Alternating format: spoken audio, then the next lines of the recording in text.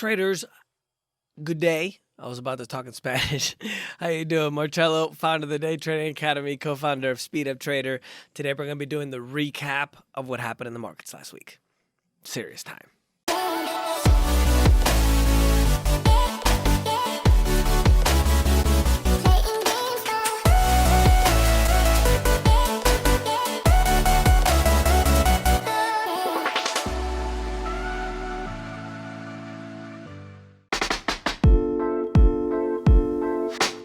All right, so didn't have a spectacular week, but it wasn't a horrible week either.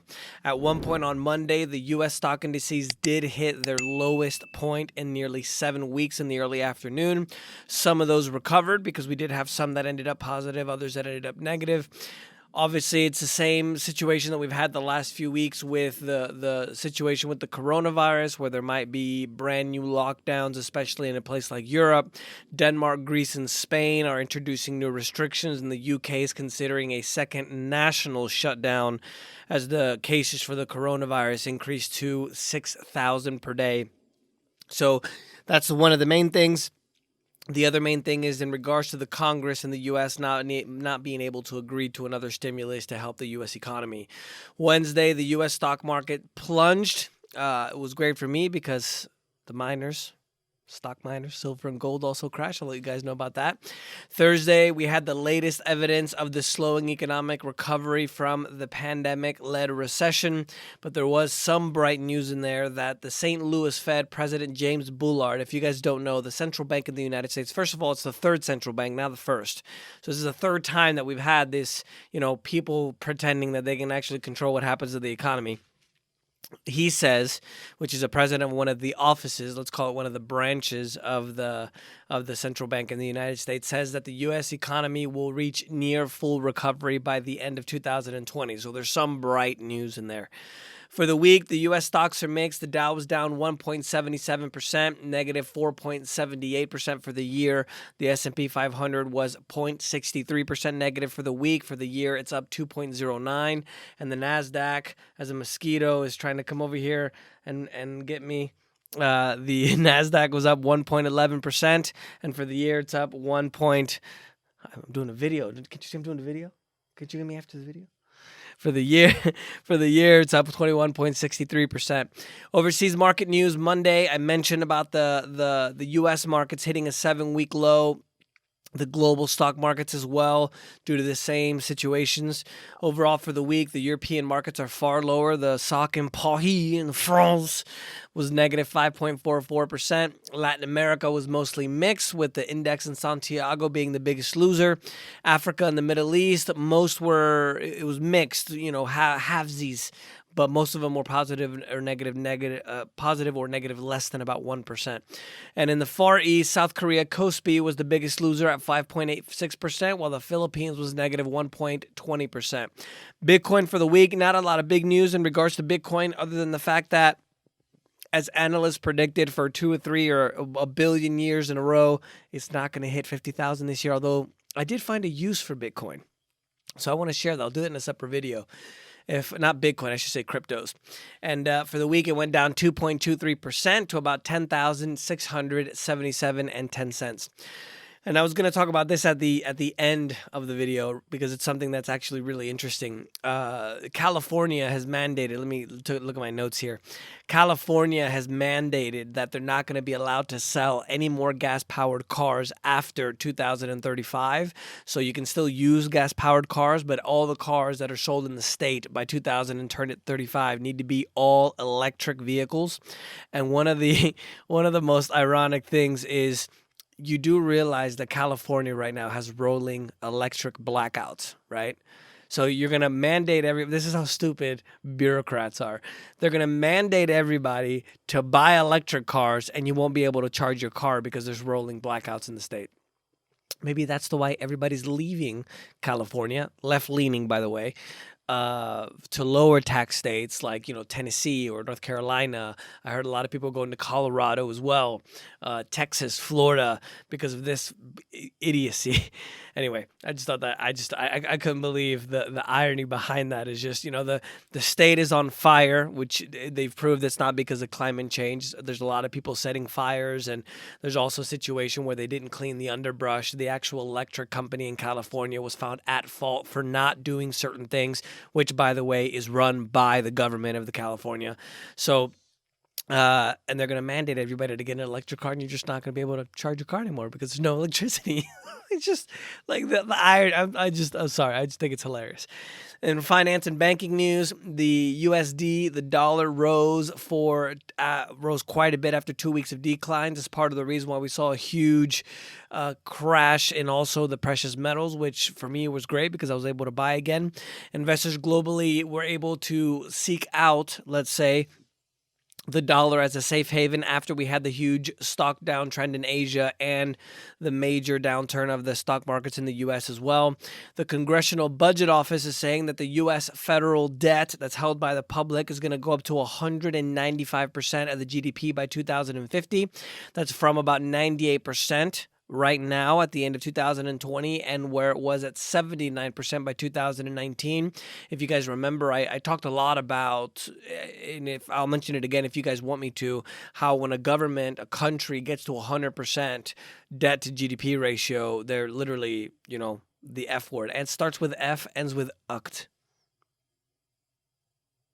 Other than that, we had a situation where they're also saying that the deficit in the U.S. is at about 16% of U.S. GDP, that it's going to fall over the next several years, but then it's going to rise sharply again by 2028.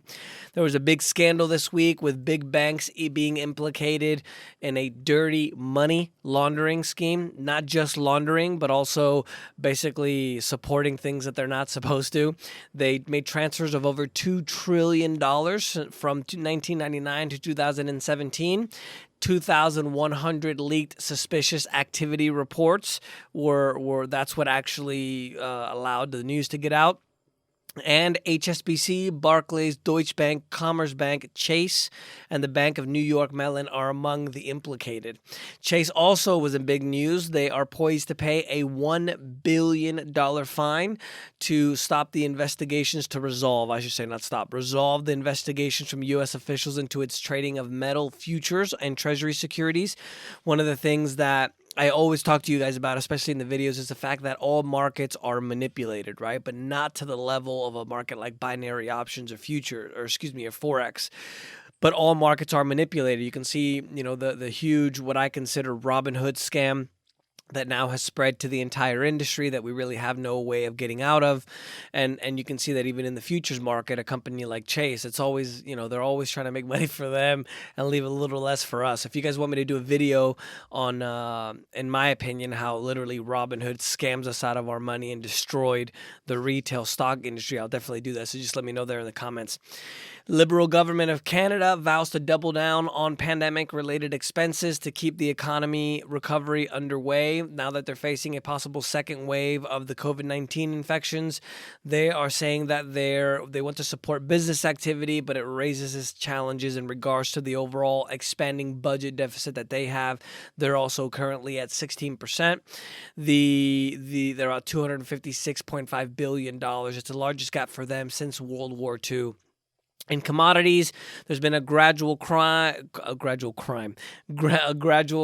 in oil from May until now in September, where it's expected to have a drop of about 5.5% for the month.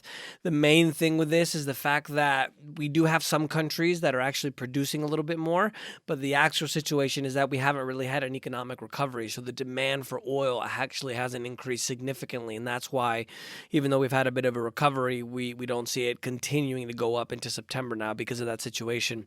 Libya is showing signs of increasing output. Oil in exports in Iraq are also showing that they're going to have a sharp increase as well. So that obviously helps, but it's mostly with the situation with demand. U.S. crude is down for the week 2.13% at about $40.25. For the year, it's still down 34.59%. And international crude, which they call Brent, is down 2.93%, and it's down to about 41.92. And that's down 36% from the peak of the year. Some analysts are also stating that the engaged money printing and the growing government debt, that it's not unreasonable for gold prices to get to $2,500 or $3,000 an ounce.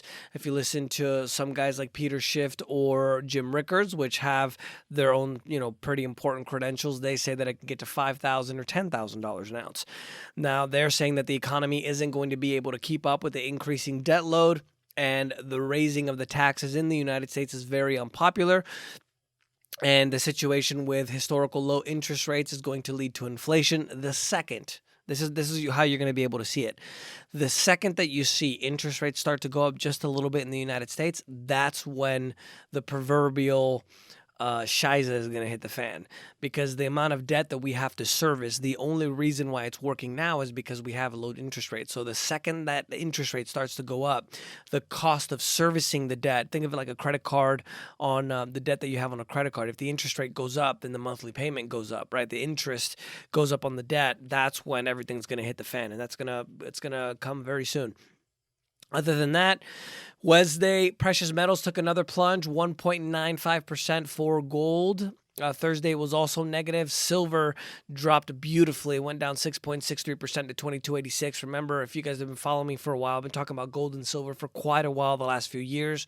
We finally got the big pop that I was looking for, that nobody can essentially predict, but now was able to come back down.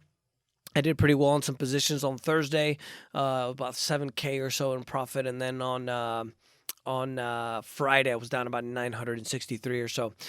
Other than that, the USD is surging to a 2-month high after the slowdown in global central bank purchases, and copper, which is known as Dr. Copper due to the fact that it's a bellwether for the global economic climate, was literally 3 weeks ago at a 2-year high due to increased demand. And now, all of a sudden, it's had its worst week since March, dropping 4% and dropping below $3 a pound. Overall for the week, gold is down 4.68% to $1,862. Silver is down 16.65% from $26.82 to about $22.99. Political news. Polls are showing that the former U.S. Vice President Biden is still ahead of the Trump nationally in some key swing states.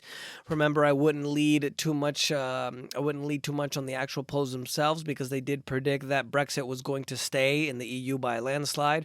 They also predicted that Hillary Clinton was going to win the presidential election by a landslide. So I wouldn't necessarily make by decision, or I wouldn't even think, and again, I don't want to get political when I do these videos. So whether you love Trump or hate Trump, love Obama or hate Obama, that's irrelevant. I'm just letting you know, whatever side you're on, don't necessarily believe the polls, whatever the polls are, due to the fact that, they seem to be skewed, especially in recent times. Trump officially announced the conservative federal judge Amy Coney Barrett Saturday to the Supreme Court nominee to be able to replace the liberal or left-leaning Ruth Bader Ginsburg. This is going to be a tight race to be able to try to confirm the justice, due to the fact that we're 5.5 weeks before the election. The convicted corruption of the former Ecuadorian President Rafael Correa, which is now exiled in Belgium, has been confirmed. So now so funny, right? Another corrupt leader, another leader in Latin America has been found to be corrupt. Surprise! But they essentially want to extradite him now to Ecuador to be able to meet his maker, so to speak. Lebanon's prime minister resigned on Saturday formally, after he was able to not create a cabinet to be able to go ahead and run the new government there in Lebanon. In economic news, Americans filing new claims for unemployment benefits unexpectedly increased last week. The seasonally adjusted 870,000 for the week ending September 19th versus 866,000 the previous week. It was forecasted to only be 840,000, and this essentially what it states, I know a lot of you guys are new that watch these videos, essentially what it means is that the U.S. economic recovery from the pandemic is slowing as the U.S. funding, the government funding, diminishes. And due to the mismanagement Venezuela, the socialist revolution in Venezuela has basically destroyed the country. Now they have about 79% of the entire population living in poverty. So for those of you guys that believe in socialism, you guys need to go and live in some extreme poverty, see what it tastes like. In corporate news, shares of the electric truck maker Nikola Corp tumbled at 1.34% due to the whole fight between one of the short sellers of the stock and the founder, Trevor Milton. He has decided to go ahead and step down as executive chairman, and now the shares are down just 28% to $24.59. Tuesday, Microsoft shares were up 2.4%, even though they've skyrocketed 31% for 2020.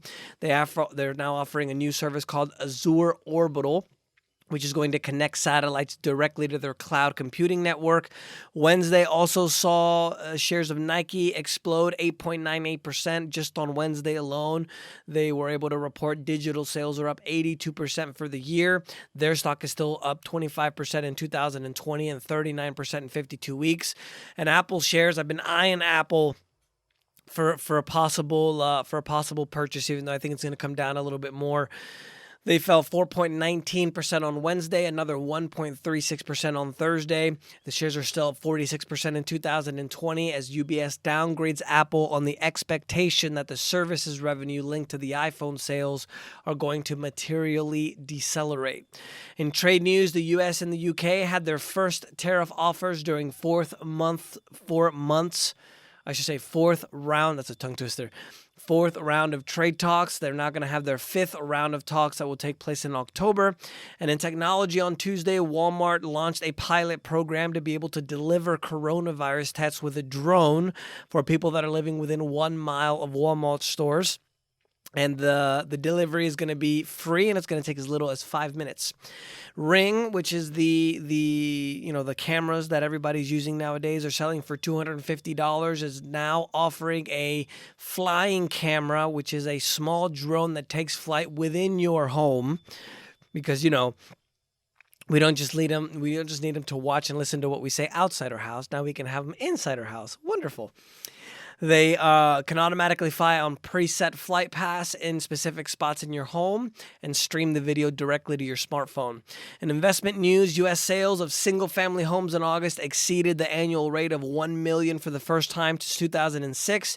New home sales are at 4.8% increase from the price of July for the first time as well, and new home sales are up 43% from the previous level last year. So we do have some good news in the economy, even though it does seem like it's slowing down the recovery. SEC is reporting that BMW is going to pay an $18 million fine for misrepresenting the amount of cars that they actually sold over 5 years from 2015 to 2019. This allowed BMW to stay on the top list of the luxury automotive companies, but they actually were misrepresenting those sales. Tesla Battery Day was this week. They promised a $25,000 full autonomy electric vehicle and also plans to reduce the cost of batteries by 50% in 3 years, but it didn't impress investors. He also stated, Elon Musk, that he's going to eventually get to 20 million produced vehicles a day.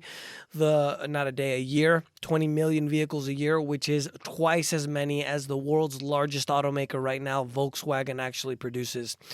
Other than that, Harley Davidson is leaving India officially. If you guys didn't know, India is actually the biggest motorcycle market in the world. After trying to break into the market for 10 years, they have failed and have decided to go ahead and leave. They're going to still support the people who have bikes there, but they are going to officially stop doing business there completely. The size of the sovereign grant to the UK, Queen Elizabeth II, one of the royal family's major sources of income, won't be affected by the slump in profits, despite the pandemic's hit on the vast property empire that the monarch has, is a big chunk of her income, and surely the British taxpayers are going to be asked to make up the shortfall. So not only do the British taxpayers have to pay for their own coronavirus lockdowns for a virus that has over a 99% survival rate, but we're going to pay for the Queen too, because, Other than that, the UN is now saying that Iran has 10 times the amount of enriched uranium that was agreed to, 10 times more than what was originally agreed to in the agreement that was signed under the 2015 deal with previous President Obama and other leaders. This demonstrates the futility of the agreement, essentially that it's not worth the paper it's written on, because they were able to enrich all of that uranium anyway. And by the way, if you guys didn't know, that's what they make nuclear bombs out of. Other than that, Sudan doesn't want to link its removal from the U.S. terrorism list to the peace agreement, or normalization, I should say, of relations with Israel, according to the country's prime minister, even though the Trump administration reportedly says that it is going to be tied. And Poland's ruling nationalists signed a new coalition agreement to be able to go ahead and run the government, which is great. They signed a new agreement between the parties in Warsaw. In an unusual facts this week, the U.S. hits a milestone of 200 deaths, quote, somewhat attributed to the coronavirus, because remember that the majority of the people that have died of, quote unquote, the coronavirus actually died from other diseases. They just had the coronavirus when they actually died. Other than that, the amount of deaths of people with the coronavirus, not of the coronavirus, is now higher than the 5th most recent wars combined, starting with the Korean War, which is a pretty significant number. The U.S. security and investment industry donated just $10.5 million to the Trump presidential campaign and donated $51.1 million to the Biden campaign, which is 5 times more than Trump. And gold miners in Australia outback have discovered a giant meteorite crater from 100 million years ago that is 3 miles or 5 kilometers across. The meteorite that they say crashed into the earth is about 200 meters wide, or about 660 feet. And it goes to show, that with this new LiDAR equipment where they're finding structures of civilizations in the Amazon and even in Greenland, for example, that it's not as unusual for meteorites and things to come in and blast us away. The last one supposedly, we did have one in the Tunguska event. It's called in Russia. If I'm not mistaken, it was in the early 1900s. If you guys want to look that up, it literally flattened trees in the Siberian region of Russia, the size of London, the city of London. And obviously, other than that, the last one before that supposedly was the one about 12,000 years ago in the Greenland, and also possibly the area of Montana, right around there, the Scablands, that melted the ice cap in North America and also Europe. So that's the news for this week, guys. Let me know if you guys have any questions. Don't forget to subscribe. I would love for you to like the video. It helps a lot with the YouTube algorithm, since I love sharing with you guys all the experience I've had almost 20 years now in the industry, finance industry. So we'll see you next week.